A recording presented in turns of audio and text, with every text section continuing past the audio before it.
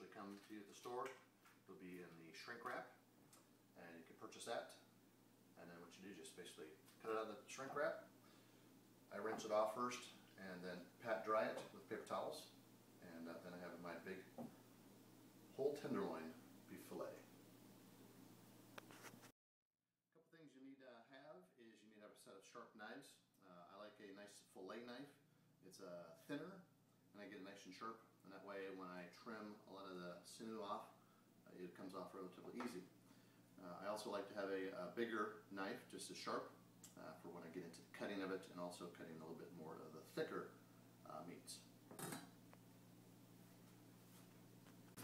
Alright, just basically you just start trimming some of the fat off.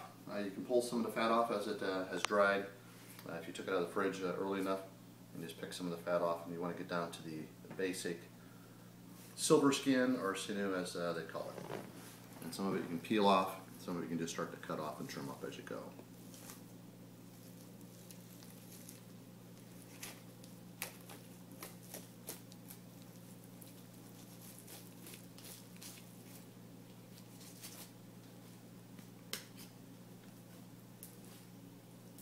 Okay. Now I'm going to get a close-up shot of this here. Alright, as you start to get some of the fat moved away, you can be able to peel some of it off. Some of it will actually peel off relatively easily. And you notice your tenderloin will start to sort of separate into a couple distinctive pieces, just the way the meat has been developed. And we're trying to get to, all of the fat where we're going to get most of that off. And the nicest piece we're going to have here will end up with this big strip here, right in the center of the loin. There's a lot of meat that's on the side here. This will be a lot of trimmings, and what I usually do with it is I end up trimming it up, and I use that into hamburger. Thank you.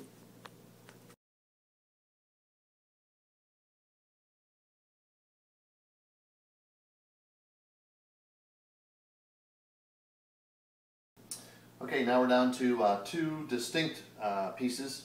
The one on the side I talked about earlier, which is the big trimming part, and if you basically separate that off and put it off to the side temporarily, we can get to that later. Some people will throw it in a meat grinder if they chop off a bunch of the meat. Other people will trim it out to a few little small pieces. I suggest just trimming it up and mixing it in with some other hamburger you have. And then we're down to the main whole tenderloin, which has a big chunk of the silver skin still on it. So you cleaned off a lot of the stuff. You probably got rid of, out of an 8.5 pound tenderloin fillet, you end up with about 2 pounds to 2.5 pounds of trimmings that are off to the side that you're going to mostly throw away. Alright, and then the process next is I'll trim off the sinew. With a nice sharp fillet knife, you want to get under it just a bit, and then you can trim it down and just run the knife like this.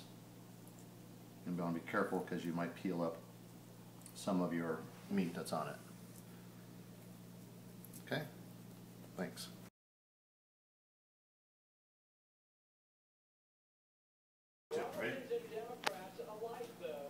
Okay, now we got up with remaining is we have the entire trimmed, all the silver meat, cut off to the best of my ability, and then what I have left over is that piece that you saw that was down over here.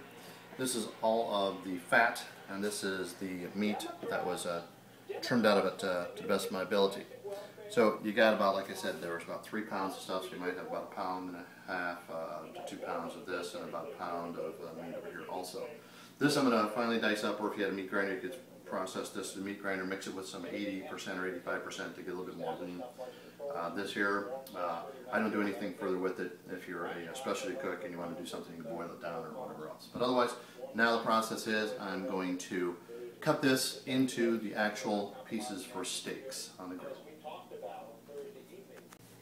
Okay, as you progress through this thing, just make sure you do clean up your utensils and your work area throughout. You're going to have some scraps, and you're going to have some stuff that does need to be wiped down. So make sure you take your cutting board, wash it off, wash your knives off occasionally also while you do this. All right, now what I have, I've already started doing some of the cutting. I ended up with just the end pieces and some of the trim pieces, stuff that isn't the most perfect, beautiful steak, but I've already got 5 steaks out of here, and this is just from the end pieces that were on the ends down here, if you remember that part. All right, now I have almost a pure center cut of the tenderloin. You can mark it if you want to pre-plan how big of pieces you want. You can just put a little knife and mark in it if you want to align. Just make sure that the tenderloin meat is very tender, and if you do push too hard with your knife, it will make a cut line in it. But otherwise, you just take a chunk of it and you say, this looks like a nice piece.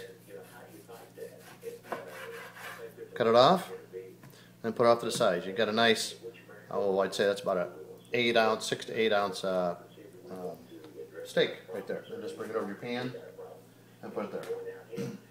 And just continue down the process. You can see the marbling on this. Filet doesn't have that much marbling in it. You just have to know how many guests you have and what type of steak they like and how big size they like. As you get into the middle part of this is where you can cut a couple nice, real big filet mignon type styles. You really cut a nice big thick chunk for the guys or the gals who really want to have a nice big thick piece.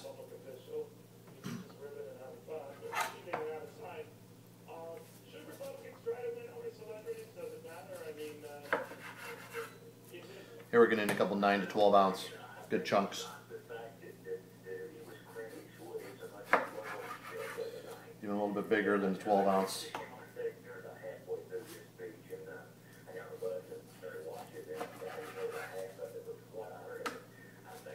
Now you're getting down to the tapered end.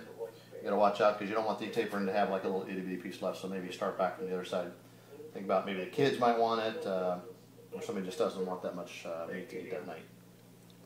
So I'm looking here. I could probably get 3 nice ones out of here. I'll cut a tapered piece here and 2 right there in the middle.